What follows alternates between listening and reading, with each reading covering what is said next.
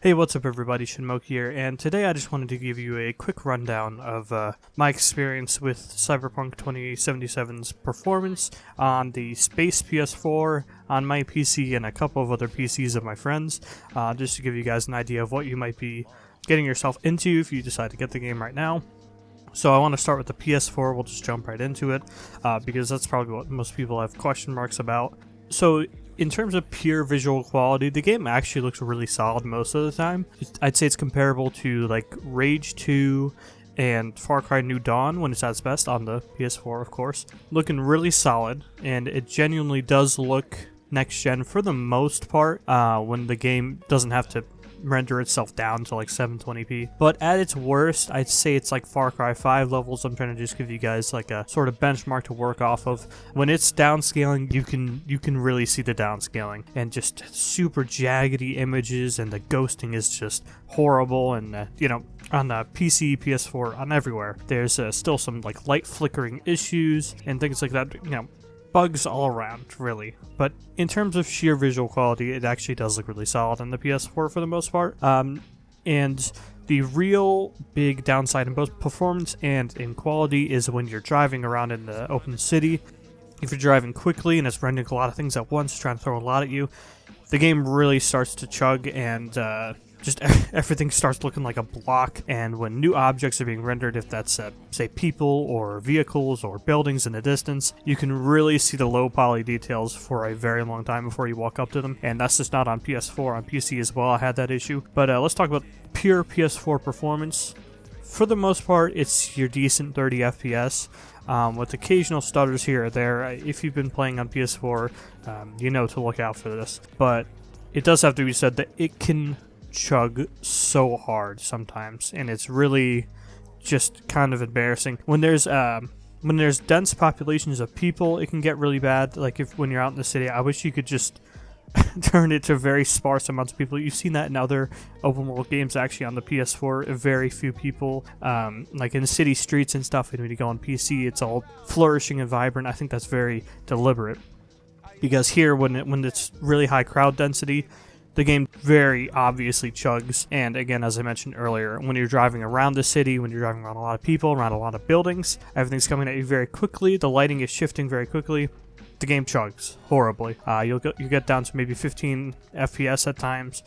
This is few and far between, and honestly, I've just been walking to locations because I think this world's really cool anyways, so I don't really mind. But I haven't even gotten into a really fast car yet, so maybe that gets even worse. And environmental effects like rain, they look pretty awful. And I don't know if I got it on recording. I think I did, yeah, so I'll show that in the recording now. There's a car chase in the rain, and yeah, the performance chugged pretty badly there, and it was pretty noticeably worse than another car chase earlier in the game when there was no rain. So that obviously does affect things. And the rain itself does not look great. Of course, you know, the reflections off the street, the screen space reflections, I believe they're called. Obviously that looks great, doesn't really impact performance too much. But the pure rain itself doesn't look great.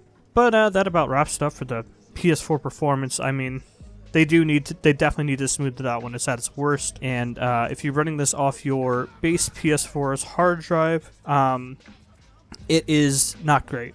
I have tested it on my hard drive, my PS4's hard drive, and my external flash storage, and it runs much better on the flash storage. Well, not necessarily runs better, but you'll notice the sort of the super aggressive LOD when things are like 5 polygons, and then they become the actual object, right? When, let's say a car is coming towards you, it'll look like 5 polygons stripped together with duct tape for a shorter amount of time. So like texture speed, texture rendering speed increases a lot with having an SSD instead. Well, just any sort of external flash storage. I think probably by this time a lot of people will have external flash storage like I do. Maybe not something crazy like I do. I have a Western Digital in my book because I just ran into one basically. But if you have external flash storage, I would highly recommend you put it on there. CD Projekt Red encourages that you put this game on an SSD, probably because of the texture streaming. So, and there was this one video clip trolling about, it's from this guy Michael Does Life. He's spamming nonstop about Cyberpunk 2077 and its issues. I don't know if he's a troll or whatever, but basically I think he got his hands on a no patch and on a very old PS4 version of the game. That one's running out there where it's like 15 FPS and just the people are just polygons walking around, basically like 3 or 4 polygon models walking around. It's not that bad. The worst you've seen out there is not the base gameplay. The base gameplay is actually just fine, I would say. Not extraordinary, but just fine. But yeah, I mean, otherwise, it definitely needs some patches. I mean, if you were on the fence about this game, definitely just wait on PS4. But I would have to say, if you have just like an okay PC, keep in mind you are entitled to a free PS5 upgrade if you are thinking about getting PS5 in the future. For me, probably like half a year, maybe a whole year, depending on, you know, if they keep selling, these things keep selling out. But keep in mind you will get a free PS5 upgrade, which is, it's pretty clear the games were designed around the PS5 and Xbox Series X. So when you get it on there, you get the ray tracing with solid 60 FPS. So for me, that's why I got it on PS4, because I know I can get the upgraded version for free later, once I have my PS5, whenever that is. But yeah, so that's why I went with that. So let's talk about PC visual quality. Even on low, it's honestly very good looking, even on the very lowest settings. I didn't get any recording, unfortunately, before I refunded, but I'll get into why I refunded later. But absolutely stunning on PC. It was definitely designed with like the RTX series of cards in mind, because the games just run and look sensational on them. But getting into just the pure performance, firefights just absolutely tore my FPS to shreds. Certain scenes with lots of characters or a lot of special effects going on ruined my FPS. So let's get into some of the PCs we have here. So mine is the worst out of the bunch. 1050 Ti, 16 gigabytes of DDR3 RAM. Is actually very slow. It's something like 1600 megahertz. i7 4790, which is decent but outdated. And honestly, I ran between mid-20s to 30 FPS on low with a 70% resolution scale, and at times it just completely tanked. In firefights, it would tank to like 10 or 12 FPS. It was absolutely ridiculous. I think there was definitely like a not necessarily a compatibility issue, but some sort of issue with how my computer was handling the game. Maybe it's the slow RAM mixed with a lower-end graphics card that was really messing me up, and an outdated CPU, which was getting gobbled up by it as well. So if your computer's even a little out of date or below the recommended specs, you're going to have a hard time. There's a video by Random Gaming in HD. I'll link to it in the description, and where he tests out the minimum system requirements, you can get a good idea of how your game will run. My computer is a little better than the spec he tested, but my game ran much worse than his, so very strange. But let's move on to one of my other friend's computers here. This one's a Ryzen 5 1500X. 1050 Ti, 16 gigs of RAM, and this was on a hard drive, and he got 30 to 40 FPS on low, with low resolution scaling down to 70% as well. So I think this game is actually very CPU intensive, because he has a more modern CPU. Ours are actually comparable, like speed wise, but a more modern CPU will simply do better, I think.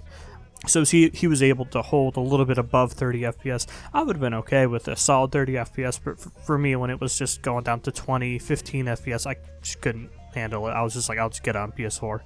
And then my friend with the best computer of the bunch, Ryzen 3700X, GTX 1660, 16 gigabytes of RAM, of course, 3200 megahertz.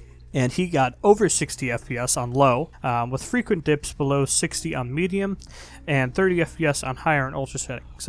Thank you to him for testing all that stuff for me. So it does seem to me that if you really want to get a lot out of this game, say if you want 30 FPS on high, 60 FPS on low, you have to be a little above the recommended, actually. The recommended is a little too nice, not necessarily with the graphics card. I think the graphics card seems to be okay, but the CPU, I think you want something more modern than what they were recommending. So bottom line is, if you have a decent PC, decent and modern, I have to specify modern as well, a decent and modern PC, you can probably handle it on PC, but keep in mind there is that great value prospect. If you're thinking about getting a PS5 or an Xbox Series X, that you have the option for a free upgrade whenever you get those new systems, if you get it on the current PS4 or Xbox One.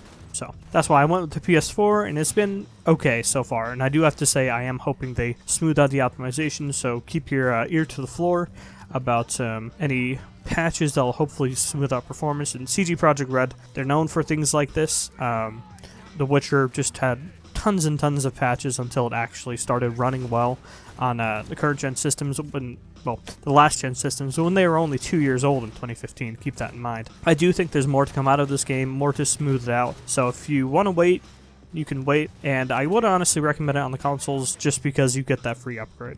I think there's a good value prospect. But so is the game good? It is very slow. It is not for everyone. It's a role-playing game, like role-playing game. You know, so it's very story intensive. So you got to keep that in mind. But also, I have to say, this game was delayed. It was supposed to come out March 2020. We are now in December, and the game still feels like it's in a beta. That wasn't exactly a sentence, sorry. But the game really does feel like it's in a beta. I've had multiple game-breaking bugs. You know, my scanner got stuck on, and I was just stuck in slow motion when looking at people. And I've had multiple crashes on PS4. You can see that in my footage. You know, I had repeat crashes on PS4, and of course, just random animation glitches and things like that. Like, the small bugs, you get it, first day patch, but just like game-breaking bugs and just constant game crashes, the game really does feel like it's still in a beta. And the performance issues, everyone on PC is saying, unless they have a very high-end, like, RTX level card, they're saying, I'm not really getting what I should be getting on my system. And then people on PS4 and Xbox, and Xbox One, you know, the last-gen consoles are saying, whoa, this game doesn't look very good and doesn't run well. Like, generally the consensus is, okay, it doesn't look great, but at least it's running well. And Cyberpunk 2077 at times can look very poor and still just completely chug, so I think that's where that comes in. But then people on the Xbox Series X and the PS5 say it's great, so I think it was clearly designed for those consoles in particular, and that's why everyone else seems to be suffering, frankly. But yeah, that about wraps up this video, so hopefully I didn't ramble on too long, and thank you for watching.